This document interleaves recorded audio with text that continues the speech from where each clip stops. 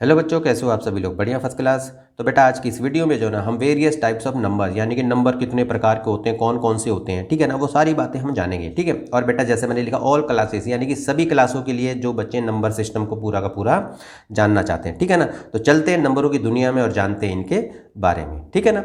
तो सबसे पहले देखो बेटा, हमारा है परफेक्ट नंबर। यानी कि परफेक्ट नंबर होता क्या है, क्या लिखा है कि परफेक्ट नंबर वो होता है जिसके फैक्टर को प्लस करने पर यदि वो अपने दुगने से के बराबर आ जाए तो उसी को परफेक्ट नंबर हम कहते हैं। जैसे देखो एग्जांपल के तौर पे मान लो मैंने लिया 28, ठीक है, और मैंने कहा कि भाई 28 के क्या क्या फैक्टर होते हैं, ठीक है। यानी कि 28 किससे किससे डिवाइड होता है, तो आप बोलोगे सर 1 से होता है, 2 से होता है, 3 से नहीं होता, 4 से होगा, 4 से 5, 6 से नहीं होगा, 7 से होगा, 7 के बाद सीधा 14 से होगा, और फिर इसके बाद होगा 28 से, ठीक है ना। तो ये इसके फैक्टर्स होते हैं। और जिन बच्चों को बेटा अगर फैक्टर्स और मल्टीपल्स के बारे में जानना है तो बेटा मैंने इसकी एक सेपरेट वीडियो बना रखी है, लिंक मैंने डिस्क्रिप्शन में दे दिया, तो चाहो तो उसको आप जाके देख सकते हो, ठीक है। तो 28 के हमने ये फैक्टर निकाले, ठीक है। अब एक काम करते हैं जरा, अब इन्हीं फैक्टरों का जरा हम सम कर लेते हैं। तो 1 प्लस में 2 प्लस में 4 प्लस में 7 प्लस में 14 और प्लस में 28। तो अब अगर इनको आप जोड़ो, इनको यदि आप प्लस करोगे तो ये हमारा आएगा 56, ठीक है ना। और 56 क्या होता है, इसी नंबर का तो दुगना होता है, यानी कि 2 इंटू में 28। तो बात समझ में आई। तो परफेक्ट नंबर वो होता है कि जिसके फैक्टर का सम, ठीक है, ठीक है, फैक्टर का जो सम होता है वो उसके दुगने के बराबर होता है, इसी को हम परफेक्ट नंबर कहते हैं। ये बात तो आपको समझ में आ गई होगी, ठीक है ना। अब बात आती है बेटा दूसरा जो हमारा नंबर दे रखा है यहाँ पर, वो है हमारा प्राइम नंबर, ठीक है। अब जरा एक बार हम प्राइम नंबर को हम जान लेते हैं कि प्राइम नंबर क्या होता है। प्राइम नंबर देखो क्या लिखा है, इसमें लिखा है a number which has only 2 factors, यानी कि वो नंबर जिसके ओनली 2 फैक्टर होते हैं। क्या, एक तो 1 होता है और एक खुद अपने आप से ही होता है, ठीक है ना।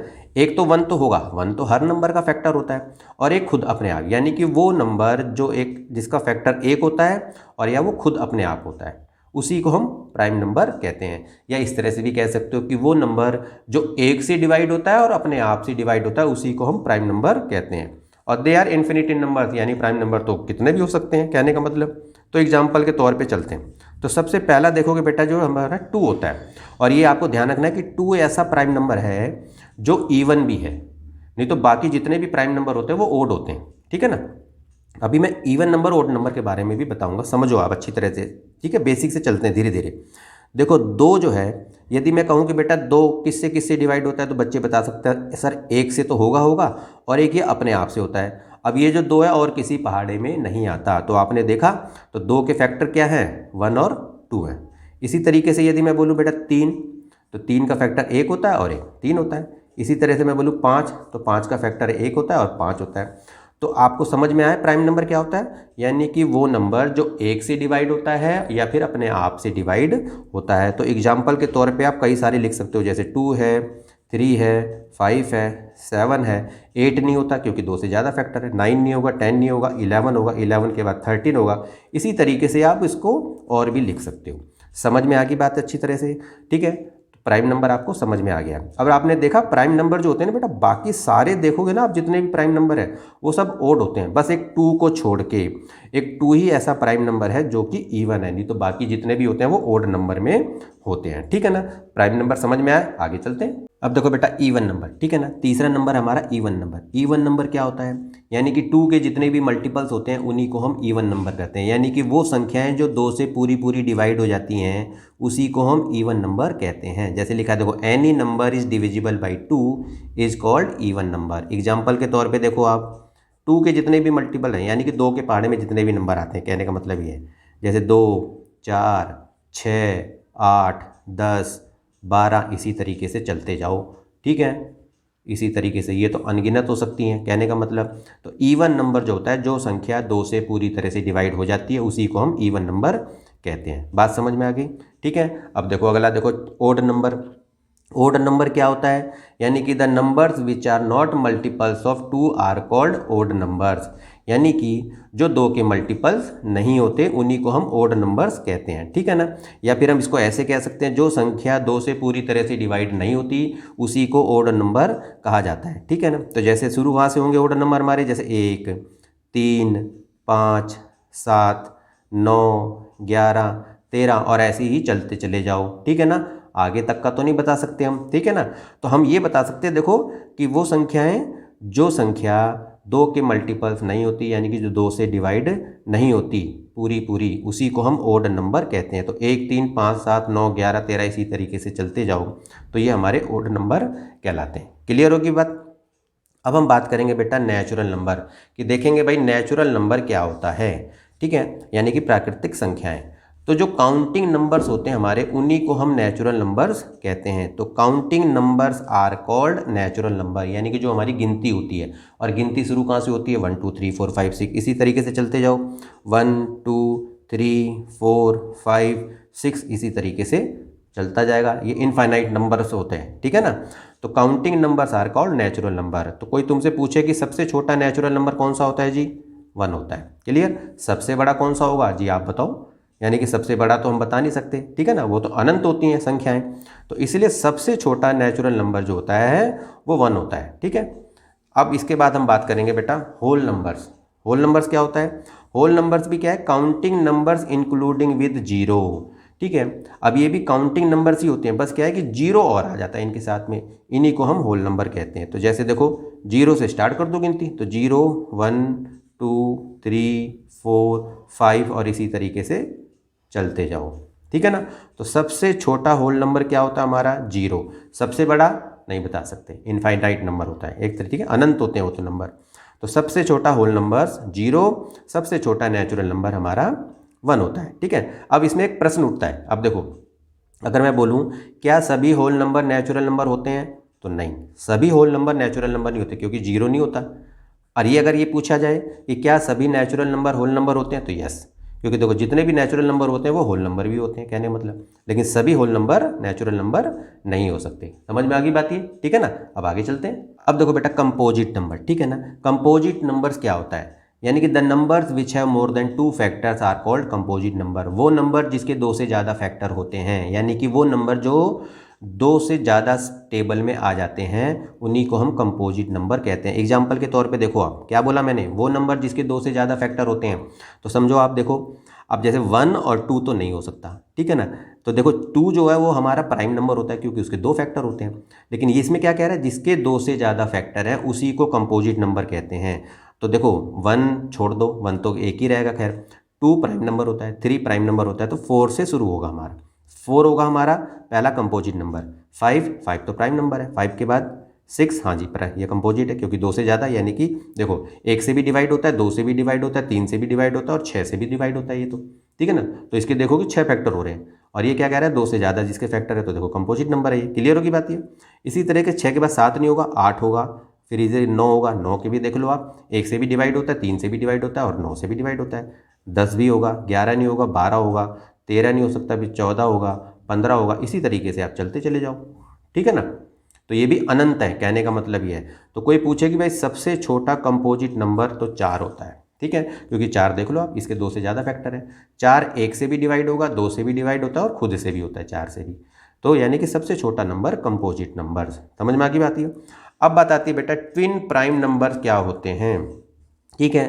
तो ट्विन प्राइम्स नंबर्स यानी कि 2 लगातार जो ओड प्राइम नंबर होंगे उन्हीं को हम ट्विन प्राइम नंबर कहते हैं। क्या बोला मैंने, 2 लगातार जो ओड प्राइम नंबर्स होंगे, ओड प्राइम नंबर्स होंगे उन्हीं को हम ट्विन प्राइम नंबर्स कहते हैं। तो जैसे देखो एग्जांपल के तौर पे जैसे 3 और 5, ठीक है, 3 और 5, ठीक है। तो 3 के बाद देखो 4 तो प्राइम नंबर है नहीं, 3 के बाद सीधा 5 आ गया। तो जो लगातार प्राइम नंबर होते हैं उन्हीं को हम ट्विन प्राइम नंबर कहते हैं। तो जैसे एक एग्जांपल हमारा 3 5 हो गया, इसी तरीके से आप बोलोगे 11 और 13, देखो 11 के बाद 12 नहीं होता, 12 के बाद 13, देखो 11 के बाद सीधा 13 आ रहा है, 11 भी प्राइम नंबर है, 13 भी प्राइम नंबर है। इसी तरीके से आप बोलोगे 41 और 43, ठीक है। तो ऐसे आप नंबरों को यानी कि एग्जाम्पल को बता के देख सकते हैं। तो ट्विन प्राइम नंबर समझ में आया। दो लगातार जो ओड नंबर्स होंगे प्राइम नंबर्स, उन्हीं को हम ट्विन प्राइम नंबर्स कहते हैं। ट्विन का मतलब तो पता है बेटा, जुड़वा होते हैं एक तरह से। तो दो लगातार ओड प्राइम नंबर को देख लेना आप, बस उसी को ट्विन प्राइम नंबर्स कहते हैं। अब बात आती है भाई को प्राइम नंबर्स क्या होते हैं। तो देखो आप, वो नंबर को प्राइम्स कहलाते हैं if they do not have a common factor other than 1, एक के अलावा जिनका एचसीएफ नहीं होता। कॉमन फैक्टर समझ लो एक तरह से, ठीक है, एक के अलावा और कोई, यानी कि एक तरह से समझ लो वो नंबर जिसका एचसीएफ, वो दो नंबर जिसका एचसीएफ 1 होता है, ठीक है, उसी को हम को प्राइम नंबर कहते हैं। और देखो लिखा भी है if they do not have a common factor other than 1, एक के अलावा और कोई कॉमन फैक्टर उनका होता ही नहीं है, ठीक है। और एक चीज़ को और समझो, it is not necessary that को प्राइम नंबर्स आर प्राइम।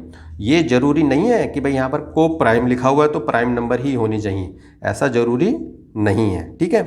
ये तो जरूर है कि देखो दो प्राइम नंबर हमेशा को प्राइम होते हैं, क्योंकि अगर उनका एचसीएफ निकाल के देखो आप तो 1 ही आएगा, ठीक है ना। तो वो नंबर जिनका एक कॉमन फैक्टर के अलावा और कोई कॉमन फैक्टर नहीं होता, उसी को हम को प्राइम नंबर्स कहते हैं। तो एग्जांपल के तौर पे देखो, जैसे मैंने कहा 3 और 4, तो आपने देखा 3 प्राइम होता है लेकिन 4 तो प्राइम नंबर नहीं होता, ठीक है। तो ये मैटर नहीं करेगा कि भाई प्राइम नंबर होता या नहीं होता, बस को प्राइम नंबर वो होते हैं जिनका एचसीएफ 1 होगा, बस ये आपको ध्यान रखना है, ठीक है। क्योंकि 3 और 4 के यदि आप फैक्टर निकालोगे तो कॉमन फैक्टर 1 ही होगा, और देख लो आप चाहे तो, ठीक है ना। तो 3 और 4 हो गया, इसी तरह से 4 और 9 लिख सकते हो आप, तो ये भी देखोगे आप को प्राइम नंबर्स हैं। इसी तरीके से 5 और 13 लिख सकते हो। ऐसे तो आप बहुत सारे एग्जाम्पल बना के देख सकते हो, समझ में आई ना। तो को प्राइम नंबर्स कौन से होते हैं, जिनका एचसीएफ 1 होता है, जिसका कॉमन फैक्टर 1 होता है, उसके अलावा और कोई कॉमन फैक्टर नहीं होता, उसी को हम को प्राइम नंबर्स कहते हैं। आप देखो बेटा, इंटीजर्स यानी कि पूर्णांक, इंटीजर्स किसको कहते हैं, लिखा हुआ है the collection of whole numbers both having positive और नेगेटिव, ठीक है, नेगेटिव साइन लिख दो चाहे नेगेटिव नंबर्स लिख दो, उन्हीं को हम इंटीजर्स कहते हैं। कैसे, जैसे आपको पता है कि अगर मान लो मैंने एक लाइन इस तरह से खींची, ठीक है, और यहाँ पर मैंने दे दिया 0 और यहाँ दे दिया 1, ये दे दिया मैंने 2, इधर दे दिया 3, 4, 5 और भी लिख सकते हैं, ठीक है। तो आपको पता ही है कि यहाँ मैंने 0 लिखा, तो भाई इधर जो नंबर होते हैं वो सारे प्लस वाले नंबर होते हैं, ठीक है। और 0 से इधर लेफ्ट में चलेंगे तो सारे नेगेटिव नंबर होते हैं। तो जैसे -1, -2, -3, -4, -5 और भी लिखते चले जाएंगे। तो इन्हीं नंबरों को हम इंटीजर्स कहते हैं, ये बात आपको याद रखनी है, ठीक है। तो होल नंबर का कलेक्शन जिसके अंदर पॉजिटिव साइन आ जाए या फिर नेगेटिव साइन आ जाए, उन्हीं को हम इंटीजर्स कहते हैं। ये बात याद रखना अच्छी तरह से। देखो अब जैसे अगर मैं बोलूँ बेटा 0 को क्या कह सकते हैं, तो 0 को आप इंटीजर भी कह सकते हो, 0 को होल नंबर भी कह सकते हो। 1 जो है 1, जैसे मैंने बोला 1 को आप क्या क्या कह सकते हो, सर 1 तो नेचुरल नंबर भी है, 1 जो हमारा होल नंबर भी है क्योंकि होल नंबर में भी 1 आता है, और 1 को हम इंटीजर्स भी कह सकते हैं, ठीक है। तो सारे पॉजिटिव नंबर जो 1 से होते हैं वो तो सारे आपको पता ही है नेचुरल नंबर, होल नंबर कह सकते हैं। 0 को हम होल नंबर कह सकते हैं, ठीक है, और 1 को हम इंटीजर्स भी कह सकते हैं, ये ध्यान रखना। तो यानी कि पॉजिटिव नंबर को भी हम इंटीजर्स कह सकते हैं। अब जैसे फॉर एग्जाम्पल मान लो मैंने बोला -1 को क्या हम नेचुरल नंबर कह सकते हैं, नहीं कह सकते। होल नंबर कह सकते हैं, नहीं कह सकते, क्योंकि पता है हमें नेचुरल नंबर जो हमारे 1 से शुरू होते हैं, -1 तो नेगेटिव में चला गया ना, ठीक है, और होल नंबर हमारे 0 से शुरू होते हैं, तो -1 तो 0 से छोटा होता है। तो नेगेटिव नंबर को हम क्या नाम है, नेचुरल नंबर, होल नंबर हम नहीं कह सकते, ठीक है ना। इसको हम देखो इंटीजर कह सकते हैं। तो इंटीजर तो हम सभी नंबरों को कह सकते हैं, चाहे वो पॉजिटिव वाले हों चाहे वो नेगेटिव वाले हों, लेकिन हम natural number only positive number जो 1 से शुरू होते हैं उन्हीं को कह सकते हैं, ठीक है। और होल नंबर यानी कि जो 0 से 1 से जितने भी पॉजिटिव हैं 0 मिला के उनको होल नंबर कह सकते हैं, ठीक है। लेकिन होल नंबर और नेचुरल नंबर को हम इंटीजर्स भी कह सकते हैं, ठीक है ना। तो इंटीजर समझ में आ गई बात। ये अब बात आती है बेटा हमारा रैशनल नंबर क्या होता है, यानी कि परिमेय संख्याएं क्या होती है।